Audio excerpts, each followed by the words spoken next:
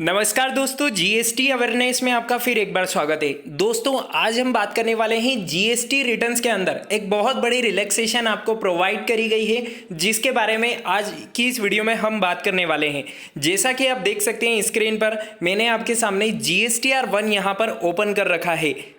और जैसा कि आपको पता है कि GSTR-1 के अंदर 1 अप्रैल 2021 के बाद से HSN कोड के अंदर बहुत बड़े चेंजेस किए गए हैं। उसी के साथ में एक मेजर चेंज जो यहाँ पर किया गया था वो था कि आपको 1 अप्रैल 2021 के बाद में HSN वाइज समरी डालते वक्त आपको एक चीज़ का बहुत ज़्यादा ध्यान रखना था कि आपको रेट ऑफ टैक्स भी वहाँ पर डालना था। जी हाँ दोस्तों, रेट ऑफ टैक्स की डिस्क्रिप्शन भी आपको वहां पर डालना था और वो रेट ऑफ टैक्स आपके HSN कोड से मैच होना चाहिए। अगर ऐसा नहीं होता तो आपकी HSN कोड की समरी को वहां पर इनवैलिड बता दिया जाएगा। लेकिन जब आप अपने GSTR-1 को अभी के टाइम पर फाइल करने जाएंगे, यानी कि अप्रैल महीने की GSTR-1 को जब आप फाइल करने जाएंगे और HSN वाइज समरी को जब आप ओपन करेंगे तो आपको यहाँ पर अभी सिर्फ HSN description, unique quantity code, total quantity और टोटल वैल्यू का ही ऑप्शन देखने को यहाँ पर मिल रहा है। यानी कि अभी किसी प्रकार से यहाँ पर रेट ऑफ टैक्स का ऑप्शन देखने को नहीं मिल रहा है। तो ये एक बहुत बड़ा रिलैक्सेशन यहाँ पर टैक्स पेयर को प्रोवाइड किया गया है,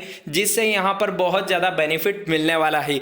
क्योंकि यहाँ पर अगर रेट ऑफ टैक्स का अगर टैब यहाँ पर आ जाता तो उससे बहुत ज़्यादा यहाँ पर प्रॉब्लम्स क्रिएट हो सकती थी। तो यहाँ पर रेट ऑफ टैक्स का अभी तक ऑप्शन नहीं आया है, तो ये सबसे बड़ी रिलैक्सेशन तो जीएसटी के रिटर्न्स में यहाँ पर देखने को मिल रही है। अब बात कर लेते हैं दूसरी इंपॉर्टेंट रिलैक्सेशन की तरफ, जो कि है नोटिफिकेशन नंबर 12/2021 से रिलेटेड। जैसा कि आपको पता है कि नोटिफिकेशन नंबर 12/2021 के अंदर GSTR-1 की बात करी गई है। जी हाँ दोस्तों, अप्रैल मंथ की GSTR-1 की तारीख यहाँ पर एक्सटेंड कर दी गई है। यानी कि अप्रैल मंथ की GSTR-1 जो है सब सेक्शन 1 और सेक्शन 39, यानी कि इस नोटिफिकेशन के अंदर सिर्फ उन टैक्स पेयर की बात हो रही है जो अपने GSTR-1 को मंथली बेसिस पर फाइल करते हैं। जी हाँ दोस्तों, QRMP की बात यहाँ पर बिल्कुल भी नहीं हो रही है। तो GSTR-1 अप्रैल मंथ की फाइल करने की लास्ट डेट क्या थी? 13 मई 2021, यानी कि 13 मई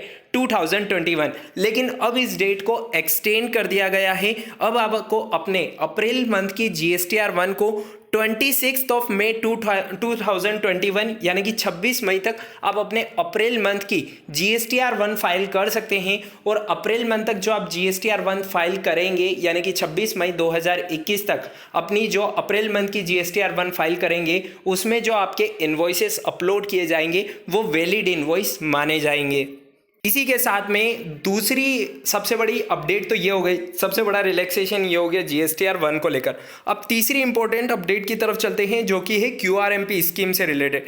जैसा कि आपको पता है कि QRMP स्कीम के अंदर भी बहुत बड़ी रिलैक्सेशन आपको प्रोवाइड करी गई है। आपको पता है कि अप्रैल मंथ के अंदर जो रूल्स 36(4) एप्लीकेबल होता है ITC को लेकर, जिसके अंदर आपके GSTR-2B के अंदर जो ITC रिफ्लेक्ट हो रही है, आप सिर्फ उस ITC को क्लेम कर सकते हैं और एक्सेस सिर्फ 5% ITC क्लेम कर सकते हैं। लेकिन अप्रैल मंथ के लिए इसे डिक्लाइन कर दिया गया है, यानी कि जब आप अपने अप्रैल मंथ की ITC क्लेम करेंगे तब आपको रूल्स 36(4) को फॉलो नहीं करना है। लेकिन जब आप मई मंथ की यहाँ पर अपनी GSTR-3B को फाइल करेंगे तब आपको रूल 36(4) को एप्लीकेबल करना है। और मई के रिटर्न्स में आपको अप्रैल मंथ के GSTR-2B के ITC भी वहां पर इंक्लूड करते हुए रूल 36(4) को लगाना है। तो इस बात का आपको बहुत ज़्यादा यहाँ पर ध्यान रखना है।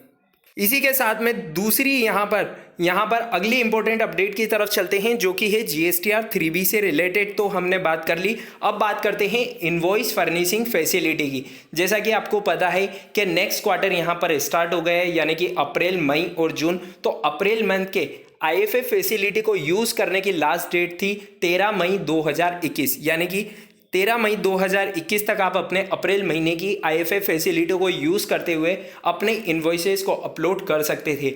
लेकिन इस डेट को भी यहाँ पर गवर्नमेंट ने एक्सटेंड कर दिया है, यानी कि अब आप अप्रैल मंथ के इनवॉइस फर्निशिंग फैसिलिटी को यूज़ कब तक कर पाएंगे?